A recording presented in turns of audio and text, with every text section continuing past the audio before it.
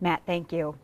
It's one of a mother's most basic instincts, protecting her children. But what happens when the instinct fails? An Elkhart woman is serving time for her role in the death of her daughter. She is speaking out about signs that she may have missed. WSBT's Jesse Schultz is here, and Jesse, her story really isn't uncommon. Yeah, it's not. There's been a lot of stories like hers in the news. 8-month-old Carter Donovan was murdered by his mother's boyfriend in Benton Harbor. So was 2-year-old Serenity Wilson in Plymouth, and 3-year-old Tara Nova Glick of Elkhart died after a fatal blow to the stomach from her mother's boyfriend. Now, 14 years after Tara's death, her mother, Dusty James, is sharing her story with hopes that no more children will suffer. Dusty James has been behind bars since she was 19 years old. She's 34 now. I had to grow up here. Prison was my mom, my dad. She's serving her time at a maximum security prison because her 3-year-old daughter Tara didn't have the chance to grow up.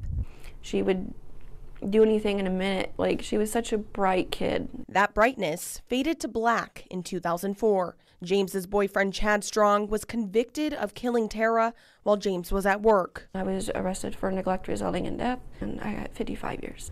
55 years, not for something she did, but for what she didn't do. She failed to see what Strong was capable of. She says she experienced abuse as a child and in past relationships, and to her, her boyfriend didn't fit the mold. It's very difficult to break that cycle, especially when it's an example that was set when you were younger. He didn't hit me, he didn't call me names.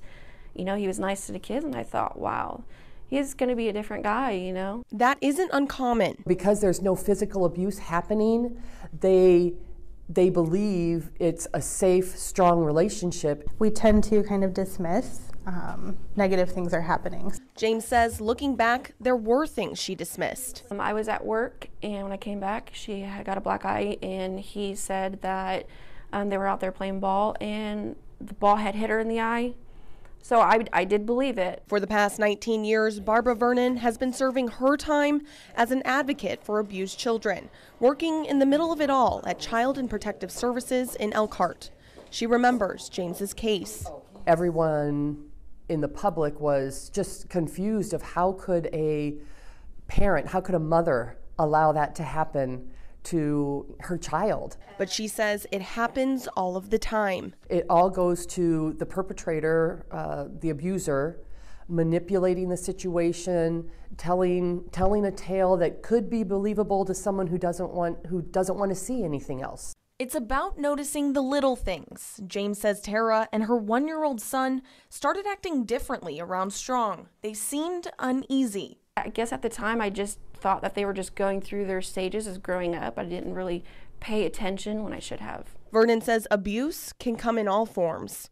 We need to know how they are normally and then how they change, and be aware of those things. James has had nothing but time to reflect on the mistakes she made. Do you think about that time when Tara showed up with that black eye? Yeah. I think about all of it. Experts say if something seems off, it probably is. I think it's important to listen to your gut. When we don't trust that voice, that's when we're neglecting. James says for a while, the pain of losing Tara was too much. It's still tough for her to even glance at the photos she has of her kids. The smiles and the pain she now knows was behind them haunts her. Once I look at them, I'm like, it's too hard.